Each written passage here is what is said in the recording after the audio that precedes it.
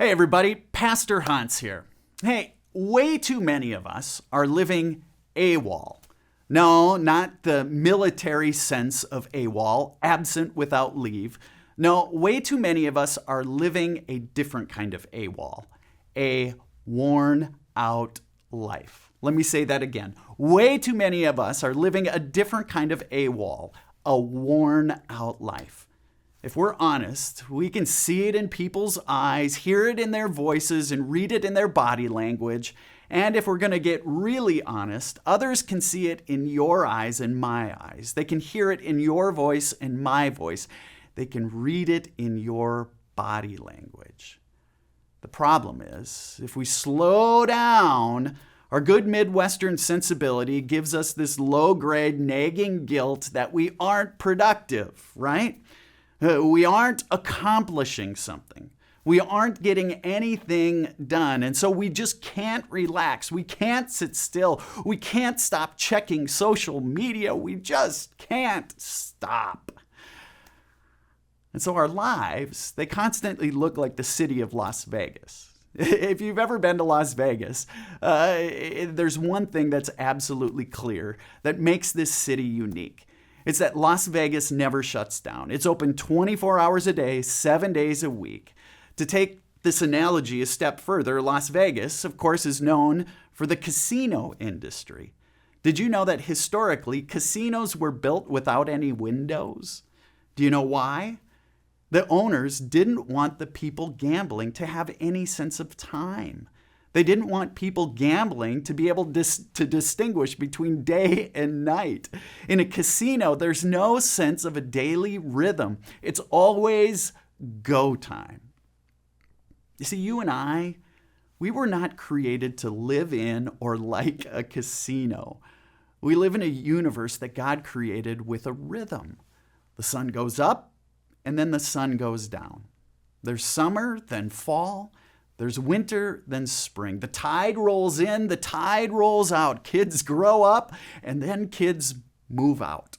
At least we hope they will move out one day. You see, the idea of rhythm is sort of baked into God's creation. A rhythm meant to oscillate between work and rest, between focus and play, between physical exertion and recuperation.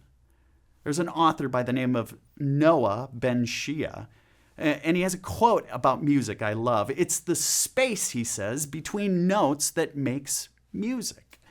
If you're a music lover, you know this is true. It really is the space between the notes that makes music.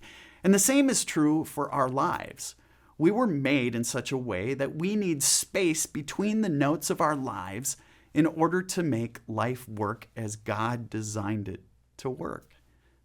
Again and again, in the Bible, the authors record Jesus regularly taking time to live in the spaces between the notes. He'd often withdraw from the demands of life to be alone. And he tried to teach his disciples to live with this same sort of rhythm. In fact, when the crowds were getting to be too much, they were too busy, those disciples, for too long, and their rhythm was off, Jesus would look at his disciples and say things like he did in the book of Mark, chapter 6. In the 31st verse, he said this, "Come away with me to a deserted place all by yourselves, and let's rest a while." The Jewish people have a tradition on the Sabbath that in some of their homes, it's a tradition called Havdalah.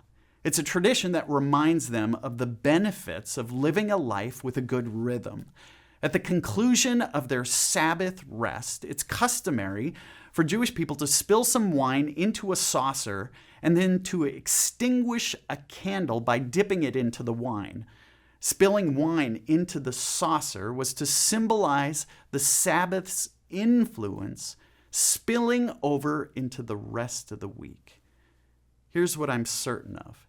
If you begin to live a life of rhythm, the rhythm God intends for you, God wants for you, the benefits will spill over into every area of your life. If you start to create some spaces between the notes, you will discover that the noise of your life will actually turn into music.